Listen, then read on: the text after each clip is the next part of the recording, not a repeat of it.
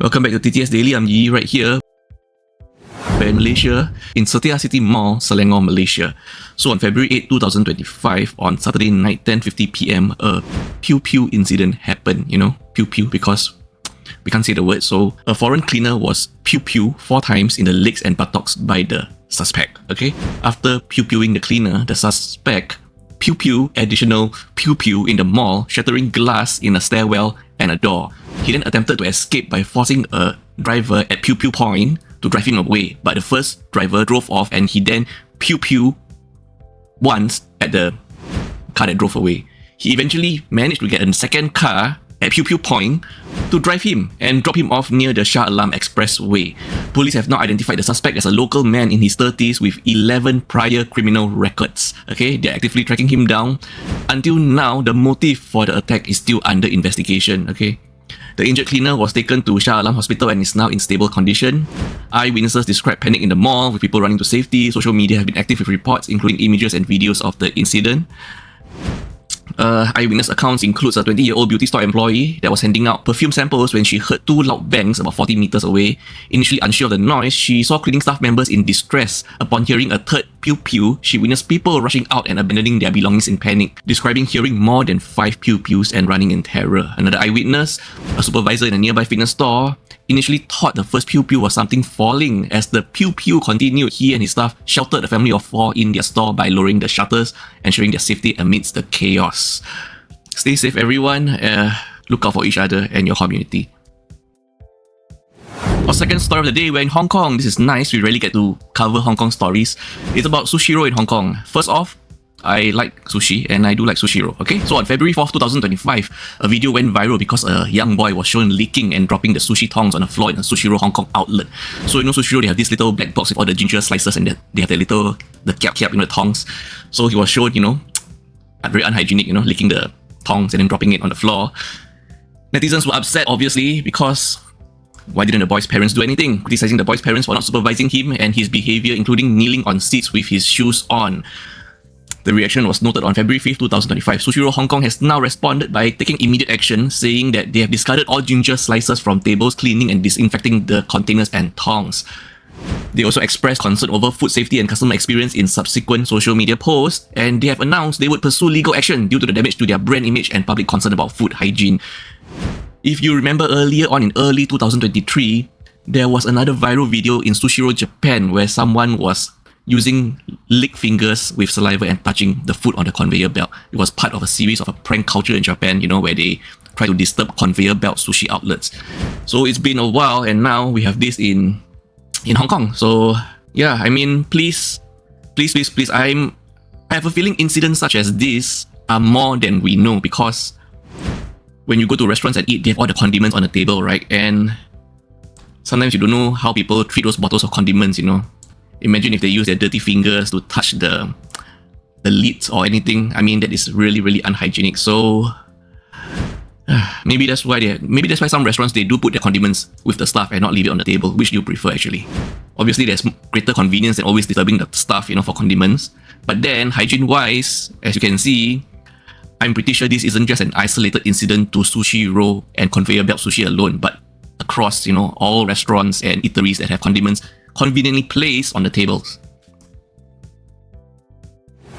We're back in Singapore right now, where you can see right here a customer at Sushi Express. Our previous story is Sushiro Hong Kong, now it's Sushi Express Singapore, okay? A customer at Sushi Express became very upset and lost her temper after being spoken to in Mandarin by a staff member, okay? This event happened around 6 p.m. on Thursday, February 6th at the Sushi Express outlet in the Clementi Mall in Clementi.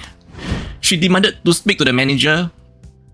"I want to speak to your manager," indicating she did not want to deal with the staff who spoke to her in Mandarin. Why is she upset that she is being spoken to in Mandarin? Because it's not the preferred language of communication for her, perhaps? She criticized the staff's attitude and service manner. She threatened to call the police and review CCTV footage, insisting on her priority as a customer. Is it really about the choice of language used for communication, or is there something else going on right here? Until that she initially refused to pay for her meal, deeming the service unacceptable. Is this really about just being spoken to in Mandarin? Okay, one staff member commented on her attitude negatively. Another staff member mentioned the customer's sudden shouting, implying a misunderstanding about her ethnicity. Oh, okay. Maybe I sort of get it. Maybe the staff member thought The customer understood Mandarin, so she spoke Mandarin to the customer. Then the customer was unhappy being spoken to in Mandarin, maybe because she doesn't understand Mandarin, and she started shouting. That's why there's this misunderstanding about her ethnicity. Just simply say, sorry, I don't understand. Can you speak English, or can you speak whatever is your choice of language, Oh my god, is there really a need? Alright. Other customers appeared annoyed and frustrated by the woman's loud outburst, according to the witness. The woman only settled her bill and left after more security guards arrived, which seemed to momentarily calm the situation. Wow, okay. Okay, so it's a non-Chinese speaking Karen spotted in Sushi Express.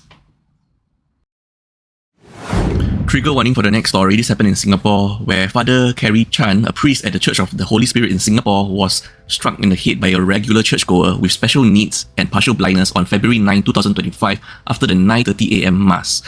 The attack occurred after a man's backpack was removed, which made him agitated. He demanded his bag back, and shortly after receiving it, he struck at Father Chan. The assailant was quickly restrained by a church security volunteer, and the police were called. A 22-year-old man was arrested and will be assessed at the Institute of Mental Health. Despite being shaken, Father Chan continued with his duties, leading the 11:30 a.m. Mass without mentioning the incident to churchgoers. He felt a throbbing in his head but chose not to show any distress. Kudos to Father Chan. Churchgoers described the attacker as generally harmless but noted his special needs and occasional disruptive behaviour in church. Police presence was observed at the church with the man being led away without handcuffs. The church issued a statement on social media confirming Father Chan's safety and asking for calm while the police investigate. This incident followed another attack at a different church in Singapore, highlighting recent security concerns at places of worship.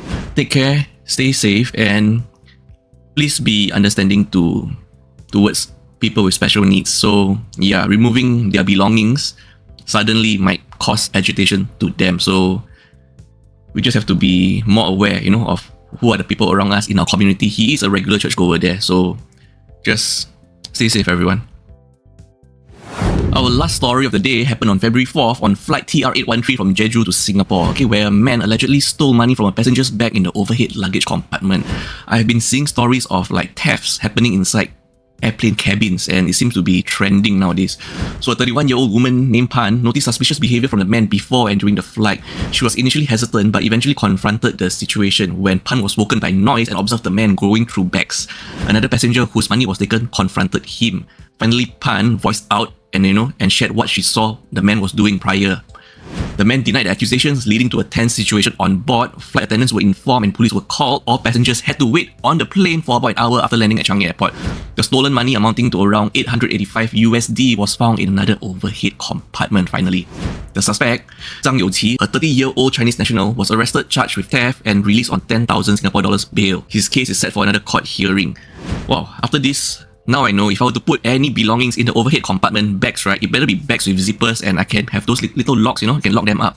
Because if you just have a normal backpack or a plastic bag and you go to the toilet or you fall asleep and someone opens the overhead compartment, your belongings are shared there with everyone else you don't really know, and this is, you know what, if you have to put something in the overhead compartment, buy those little mini locks, lock up your bags, buy bags with zippers so you can lock the two zips together, Yeah. Wow.